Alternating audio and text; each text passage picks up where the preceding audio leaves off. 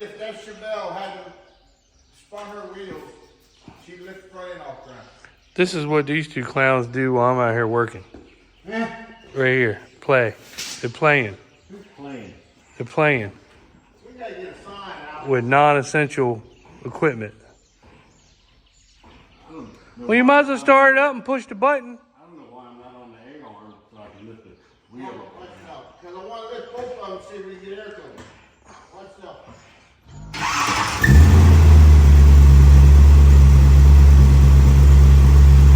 What these clowns do while I'm working.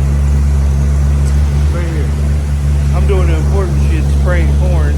They're here playing with these things. Hey, in your defense, it's hot rod weekend. The hot rods are downtown. Nobody cares about that. Good morning. I am spraying. It is a Friday. I'll go ahead and start it off like that. I am spraying our corn. I have to get try to get as much spray as I can. I'll be off Monday and Tuesday. So Miss Easters from a farmer has to have a little surgery done. So I have to be there with her. So keep her in your prayers. She's my baby. I want to make sure she's alright. So I'm spraying corn 6 o'clock in the morning. Try to get as much done as I can. I've been spraying a little bit here and there, but I haven't been recording it. But I am going to try to knock out some acres today. It's supposed to rain tomorrow, so I'm trying to get as much done today as I possibly can.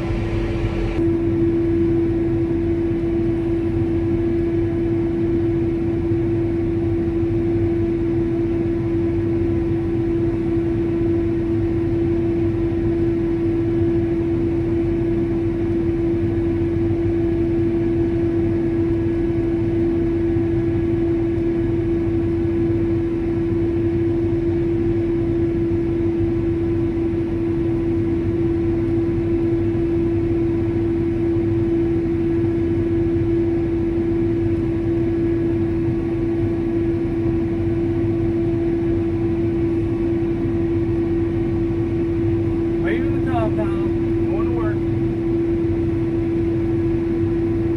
That's my way.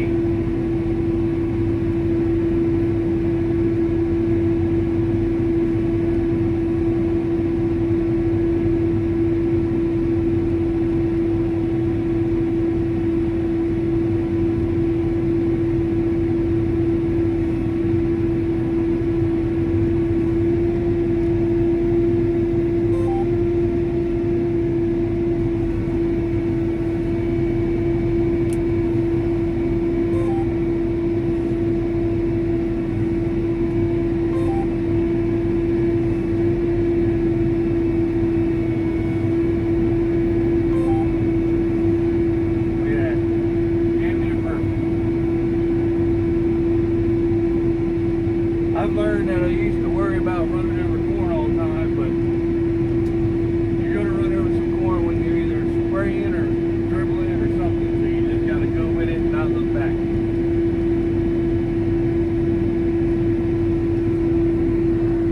All right, well, we're doing our local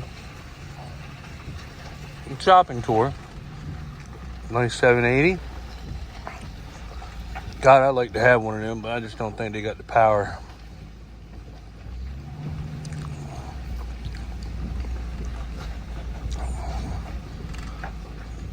$690. There's another 780. She's brand new. Brand new. Huh. I don't know if they got the power like 680. I mean, the 680 we has some power, but it just seems like she just needs a little bit more. Let's see here.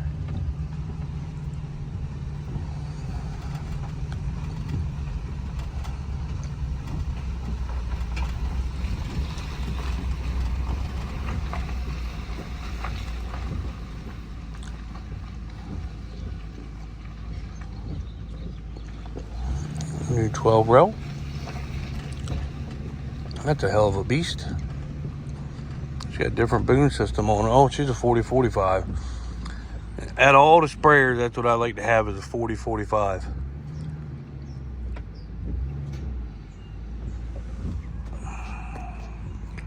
But she's probably expensive, so probably ain't gonna happen.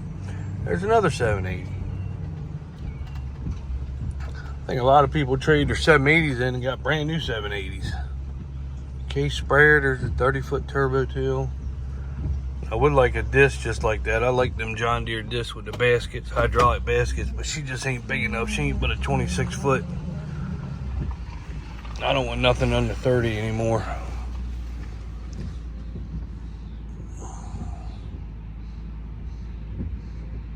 They're nice though.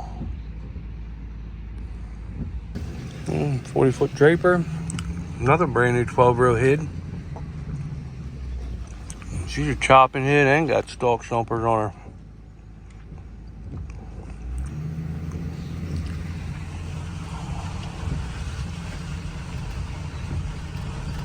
Oh, I'm eating a donut.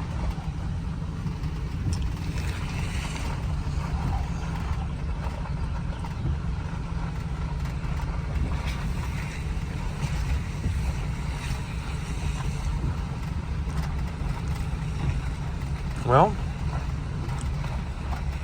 somebody has bought a brand new tractor and a brand new planter.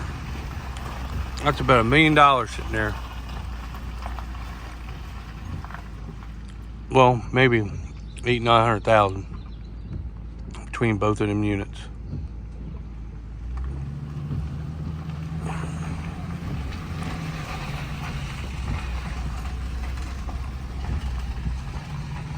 Well, another brand new tractor. Boys down here spending money. About $500,000 for that tractor. She just came in, ain't got no doors or anything on her, but that's what it is.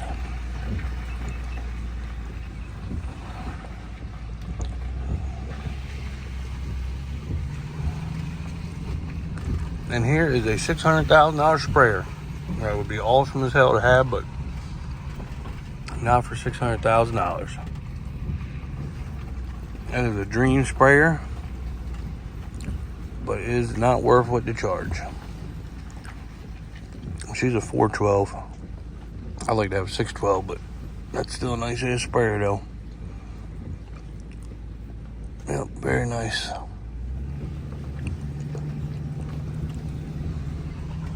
But I would like to have a 40-45 used R sprayer. They got some up in Ohio that you got traded in that are shit cheap, like 100 and some thousand. They look really good. I mean, I say cheap, but cheap compared to what a brand new one is. I think last time I looked, they weren't even new. They were like demo models. Had like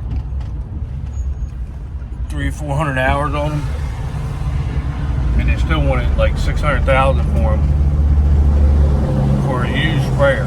I mean, it just ain't worth that shit no more. I don't know.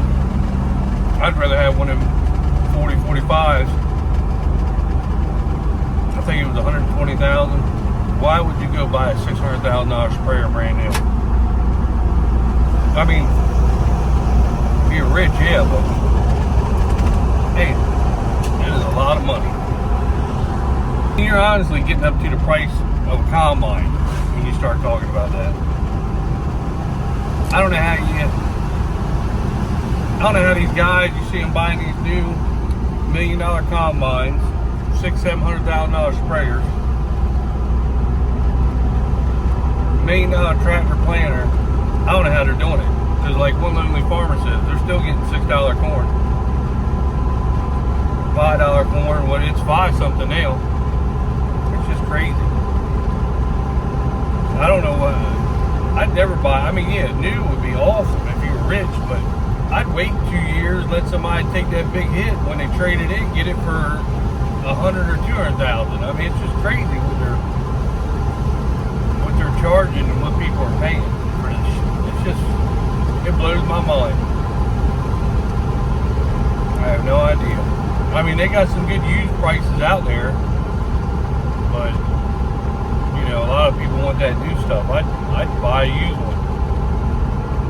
I mean, you literally save $300,000 or $400,000 buying something a couple years old versus what they're charging for this new stuff. And I don't know. Y'all leave me a comment and tell me how these guys are doing it, getting the same price that we're getting. I mean, for $600,000, I'd rather buy a farm and buy a $120,000 sprayer. I don't understand it. Well, I'm back here checking out the beans. They are coming out very pretty.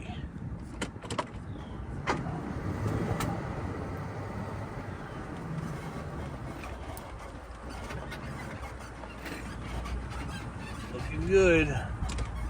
Turn around, I'll show you some more.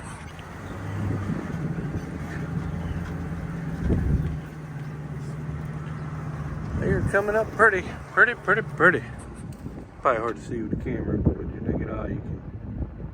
I mean, they're nice and thick everywhere. Looks good. Whole farm looks good.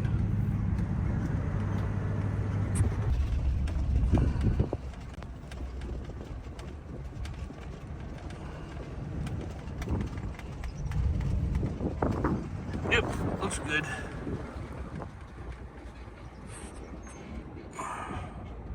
They'll just keep thickening up as they go.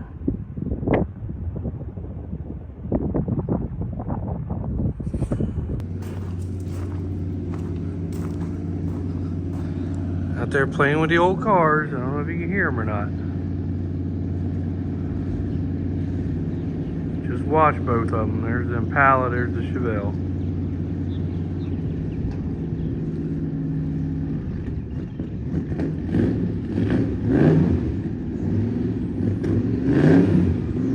That's what a 454 big block sounds like. It never drives. It sits in the back of the shop. Me, John Deere came down. Steve from East New Market, thank you. He did a great job. The boy's a worker. But the thing that was messed up on the tractor, I don't know if I showed you, it kept flowing codes. And it seemed like other John Deere could never get it fixed. So we got a guy, Steve, from East New Market John Deere. He put a new, I think this is a EGR cooler or something on it. It was all clogged up, conked up. So they put a new one on, and he put a sensor in, and it cleared the problem up. That's what was wrong with it. We ran her. Never had a code. She actually sounds different now. Like my brother's 8335R always sounded different than this one. But I never knew until we got the other one that what it was supposed to sound like. But I always knew when I drove his, and I didn't drive his much, but when I did drive it, it was a lot quieter. This one had like a hum or had something to it. We'll come to find out where that piece right there was clogged up right there.